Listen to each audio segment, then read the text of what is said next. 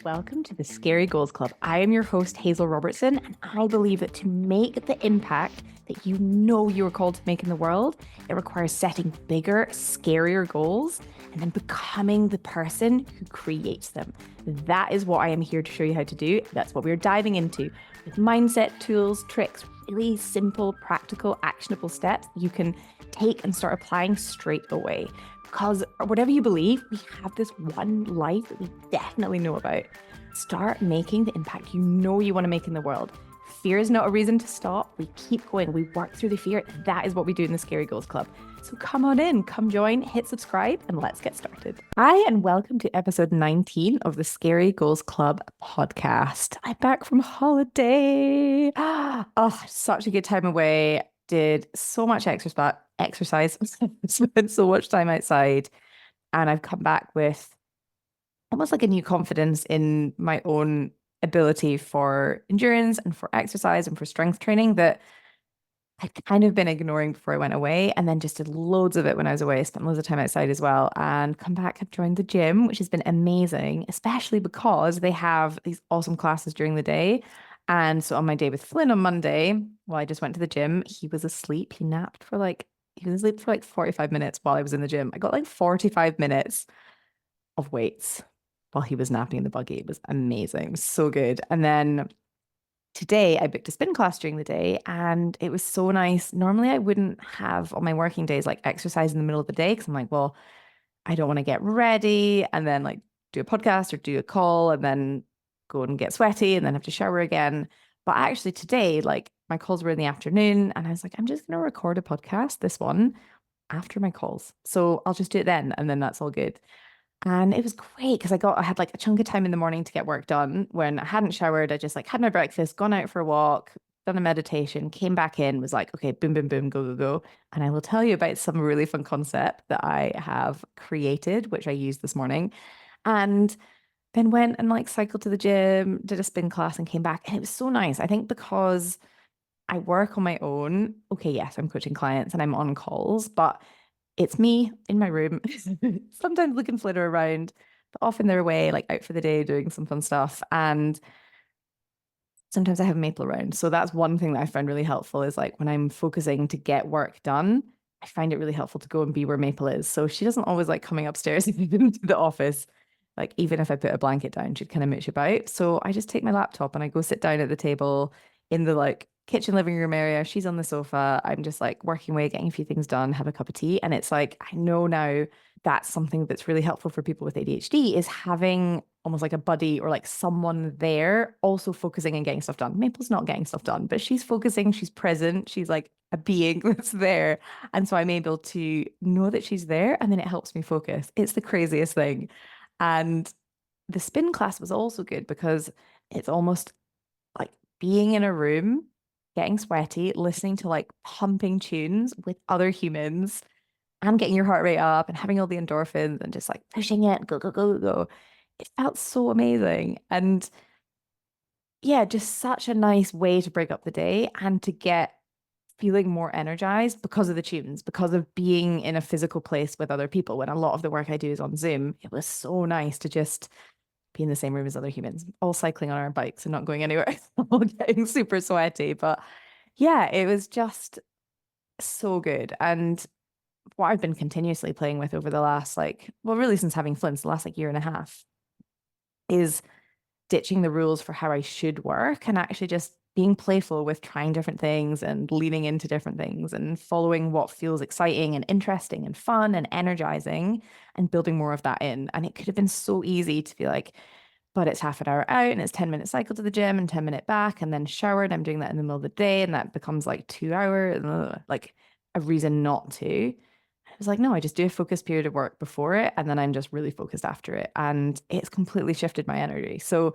definitely going to continue to do that. So I just want to also offer that how can you like break down the rules of how you should work and be a bit more playful with just what energizes you and bringing it into the day. So that's quite fun. Now, the other thing that I want to talk about today is something called the scary hour.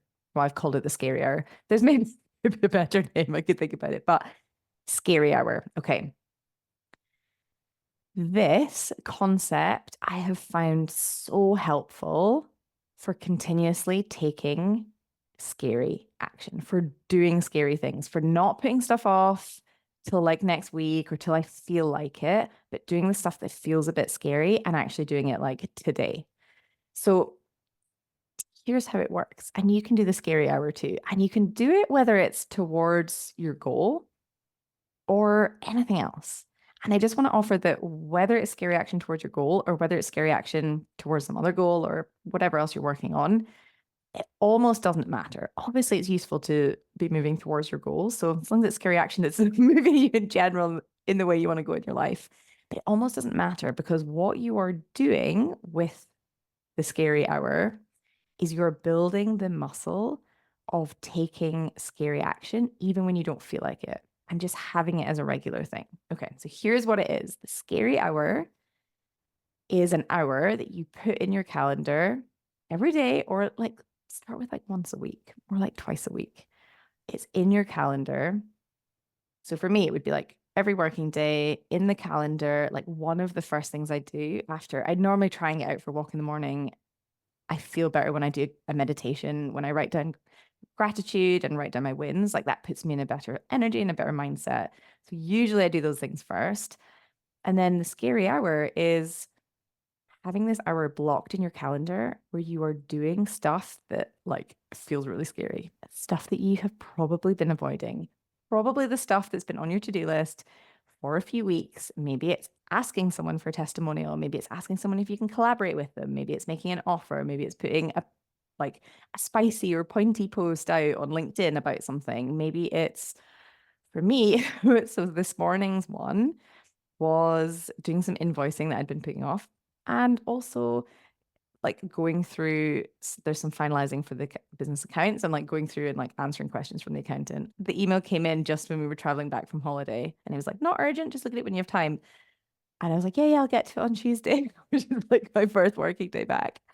And I came up with all the excuses. I didn't have a scary hour in on Tuesday, but I came up with literally all the excuses of, well, this is more important. And I've got a full day of calls, so I can't just like look at his email. I didn't even look at it until the scary hour this morning. And literally it took like 15 minutes to answer some questions, find out some information, attach some things to it. So with the scary hour, you are physically putting it in your calendar, okay? So putting it in, even decide now, when do you want to do it? When's your next scary hour going to be? Block out an hour in your calendar. You can call it the scary hour or call it something else if you've got like a shared work calendar and that doesn't resonate.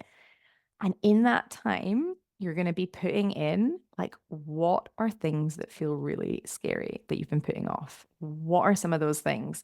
And even as you go along, like the rest of your day or even your week, say you have it once a week or a couple times a week, you can be adding stuff in that you're like, I know I don't want to do this, but I know I want to do this by the end of the week or like by the end of the day. Okay, I'm going to do it during this hour. And it's an hour where you have no distractions. So you turn like you close down all your email unless you're emailing, but you turn off notifications or like stop incoming email, put your phone away, put it on airplane mode, like put it out of sight, put it in a drawer in another room, charging somewhere else, put it in your bag, have maybe like headphones in, some way to focus, have everything that you need. And then you're going to sit down, you're going to do the things that you've decided you're going to do in the scary hour, and they will be done. And here is what will happen. So the first thing that's going to happen during like when you go to start the scary hour is you will see it in your calendar and you'll be like, oh, why did I put that in? Oh, I so don't want to do it. I don't want to do it. It's the first thing that's going to happen. You'll see it in your calendar and you'll have so much resistance to actually doing those things because you've had resistance to doing them over the last week or weeks or whatever, how long they've been put off. The resistance is still going to be there. Like nothing's changed. It's like we often tell ourselves, okay, I will do this when I like feel really inspired and really motivated. But that doesn't just happen. If there's some resistance to doing something, it's normally because of a story that our brain has around it. So for me, with like the resistance to all the account stuff, I know that there's a story that like I'm just not that organized. I'm not good with money. Like I don't know how this works, which also I know is not true. And I can challenge that and question it. And it's like, it's just old money beliefs coming. But still, whether it's an email of questions of like, I need this information, it's like, I've missed something, I've forgotten something, I'm going to get in trouble. Like all of that story comes in, and I feel like nervous and dread. And I just like want to avoid it. So it's totally normal. So there's probably some story coming up around whatever it is that you are avoiding. Totally normal. So the resistance is going to be there. You're not going to want to do it. You're going to do it anyway. Okay. And just knowing that it just takes courage to start. Okay. That's all it takes. Once you actually get into it, you will be so in the task that you won't even like remember that you didn't want to do it at all. Like once I was like, oh, okay, okay, I'm gonna like go through the email and like answer the questions, like open the email, read through, was like, oh, oh, that's fine. That's totally fine. Okay. But just even like getting over the inertia of like, oh, I don't want to open the email. And then once I did it, I was like, okay, cool. I'll attach the bank statement and do this and like find this thing and like log into that and like do this and get this information, like was able to do all of that. So the starting is the hardest part. You're going to have resistance. It is totally normal. And I just want to offer that because you're calling it a scary hour, it's like you're going to be scared during this hour, and that's okay. You're going to need to generate courage to actually start, and that's okay. And once you get the momentum, like once I started and was like, boom, boom, boom, like replying to the email, sending it off, all of the other things that I wanted to get done in that hour were so much easier. And it didn't even take me an hour.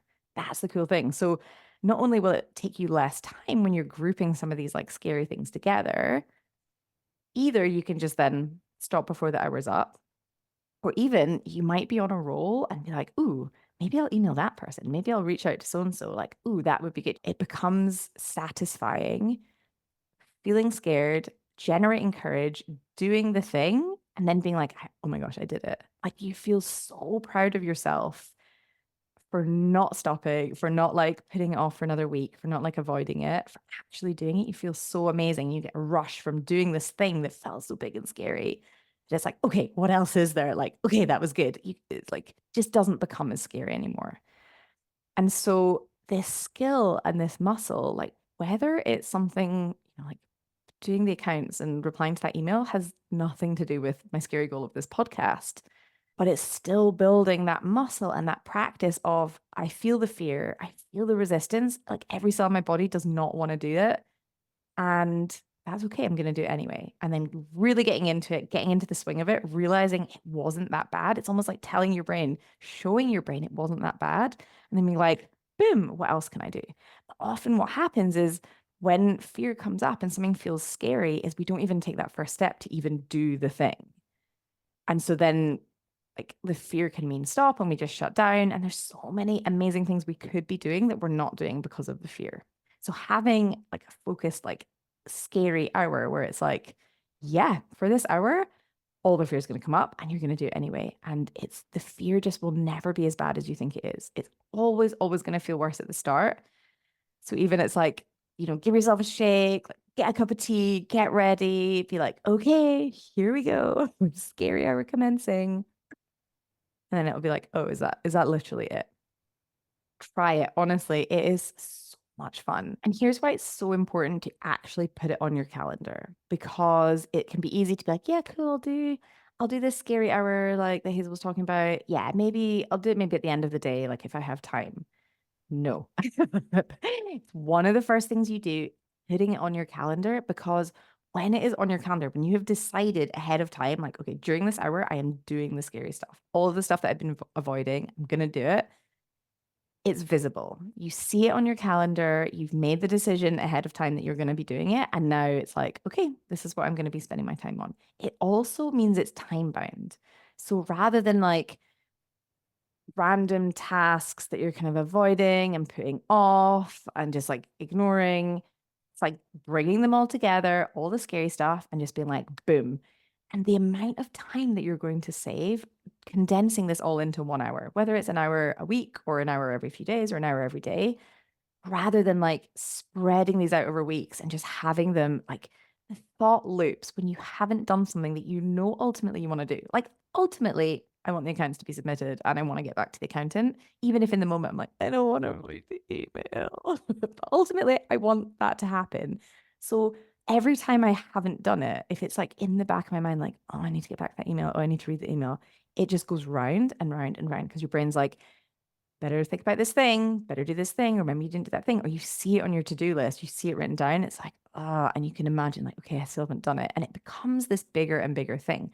When you have this time, the scary hour that you're going to do this stuff, it like condenses and collapses the time frame, not only to getting the thing done, but reduces the amount of the mental load that goes along with not getting these things done because you just do them. It's like, okay, it feels scary and now they're done and you feel amazing afterwards. And so not only will you be getting some of these bigger, chunkier things that you want to get done, but you're going to just have like feel so much lighter because it's like, oh, I don't have to think about them anymore. Like it doesn't drag them out and there's these like thought loops going round and round here. And when it is time bound, like having this mini deadline, it takes it. This is why putting things on your calendar can be so powerful. It takes it off this like piece of paper where it's just this 2D list and you're saying, no, I am doing this at this point in time. It's like a mini deadline. So it can help something that feels like, oh, I'll do it at some point, like, okay, cool. Now I'm going to do it. And it just helps get that momentum to actually start and to get these things done. And you'll be able to make so much more progress than not putting it on your calendar or just like doing it one thing at a time and having everything spread out. So it's bringing together all the things that you're like avoiding that feel really scary. And that is what the scary hour is all about. Okay, so here's how you want to do it. Decide now, is it once a week you're doing scary hour? Is it once a day? Is it once every few days? Like, what do you want that to be like? And maybe you want to try it as once a week for an hour. So decide now, okay, how often are you doing it? And when are you doing it?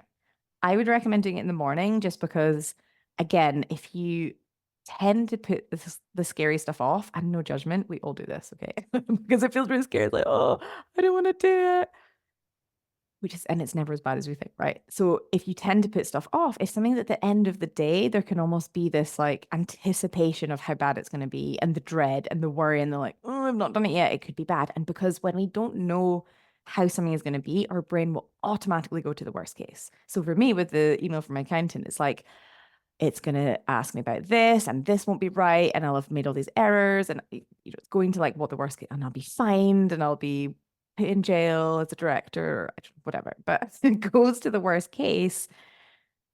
If you do it first thing, it's like, okay, get the information, what's actually happening, do all the scary stuff, and then it's done. And like literally, I felt so amazing afterwards. And I've not even thought about it for the rest of the day, other than this podcast and being like, I have to share this tool, the scary hour, with you guys because I think you'll find it really fun as well. So ideally, put it at the beginning of the day, but think about when works best for you. How often are you doing it? When are you doing it? And then go right now and just put it in your calendar and even have it as like a recurring thing that's in, whether it's once a week, once every day, and just know that it's there, it's blocked out. And then as you go through the week, thinking like, okay, I'm going to do that thing during the scary hour. Okay, I'm going to do that thing during the scary hour. And it becomes almost this like game of like, ooh, how many more scary things can I add in? Like, and then you start thinking bigger. It's like, ooh, I could do this thing, or like, oh, maybe I'll speak to this person. And you get the momentum from taking action. So once you start taking scary action, suddenly it's this snowball. It's like, oh, it doesn't feel so scary anymore. So you're almost like, what's the next thing? What's the next thing? And it just like your life and your day, it will just change in ways I can't even like explain, but the power of like taking scary action and just realizing that so much of it, the fear is in our heads. And actually, when we come down to it, it's like, oh, that was literally not as bad as we thought. And the more that we can practice doing this, the more that you can build the muscle. So ideally, if you can be doing scary action every day, amazing. If not, once a week, and you might find that you start to get into a bit more of a momentum of like, when something feels scary, you're like, okay, I'm going to do it. Like you get into the habit of feeling that fear, being present with it and being like, okay, I'm going to do it anyway. Like it's so amazing how it's so quick to shift that mindset once you just start taking that scary action and proving to your brain, I didn't die, I'm still here, everything's okay. And a couple of things that can really help. So when you go to do the scary hour and you don't want to, and your brain's like, why did you put this in the calendar? This is a terrible idea. Two things that will really help just start and just help you take that first step. Like for me, it was opening the email. So the first is imagining like how it's going to feel after. So powerful, like connecting with, this is something you want to do. Yes, there's this like temporary discomfort, but soon it's going to feel amazing because you've actually done it and you will feel so proud of yourself. The more that you can connect in the moment where it like feels the discomfort and you want to run away and not do it, the more you can just think, okay, yes, this discomfort is temporary, but then I will have done it and then I will be moving in the direction that I want to go. And like how amazing that is going to feel. Like literally, I was buzzing after it. I was like, yes, I did it. I didn't put it off. So good. Like that is possible as well. And the more that you can connect, also having that feeling of like the elation and pride and like buzzing, it's going to help the next time it comes to do the scary thing. It's going to be like, I felt so freaking amazing after doing it. I'm going to do it again. So it's like that positive reinforcement. So the more that before you're about to do it, the more you can think about how amazing it feels after, that's going to help so much to help you just take that first step and generate that courage to do the thing. The second thing that's really helpful is imagining like who is that version of you that you want to be? So this is where we talk a lot about like in coaching, like our future selves. So there's this version of us in the future who has already created the goal, who has already done the scary thing, who just does these scary things all the time and it's not a big deal. So for me, it's like there's that version of me in the future that doesn't get like doesn't shy away and avoid emails from her accountant. And he's amazing as well. Like I do read them and I do get back to them as much as I can, but I'm like, oh, I don't want to see it. Like, what if it's because the story for me is like I've done something wrong somehow. And it never means that. And even if it did, it's like I'm adding the meaning of doing something wrong. It's like maybe I've missed something, but it's not a big deal. It's not me doing something wrong. It's just sometimes we miss things when we're doing accounts. So, like when I was thinking this morning with the scary hour and like, okay, I'm gonna open this email and get back to the accountant. I was imagining that version of me in the future who doesn't shy away from the emails, who's just like, okay, cool, this email comes in and I just get back to it. And that's just how it is. Like I don't put it off. I was like, I am going to step into being her now by doing this now, by not leaving it another week or like not avoiding it or not like making excuses about not doing it today. And I was really imagining that version of me who's just like, okay, yeah, cool. Here's an email from the accountant. The stuff's back. I'm like on to the next thing. And so that also really helped me actually open the email and start the whole thing and then realize it wasn't as bad as I thought it was. It rarely is as bad as we think it is. And even in the times when it is as bad as we think it is, then we just figure it out and we deal with it. But when we imagine the worst case and we imagine all these terrible things and we avoid it, we create this huge big story in our head of how bad and terrible things are. And it rarely pans out that way. So have all this like anxiety and dread and fear and worry up front that so many times I have found like never pans out that way. It's so unfounded. So you may as well also going in just assume like it actually might not be that bad because it rarely is as bad as you think it's going to be. I promise. So I hope that was helpful. Let me know how you get on taking the scary hour. Are you going to try it out with your scary goal or with your work or in your business or with other parts of your life? Like, yeah, let me know how you get on playing with that concept and that tool. And hope you have an amazing rest of the day and an amazing week. And I'll see you next time. Bye. Hey, thanks so much for listening. If this was helpful, please hit subscribe and leave a review. This helps get this work in the hands of more purposeful people. That is, more people creating bigger, scarier goals, making an even bigger impact in the world. And if you want to take this work deeper and work with me directly, head to the show notes and I've got all of the information there. If you've got any questions or if there's anything you're like, ooh, I'd love you to talk about that on the pod, please just get in touch. I love hearing from you guys. And I'll see you next time in the Scary Goals Club.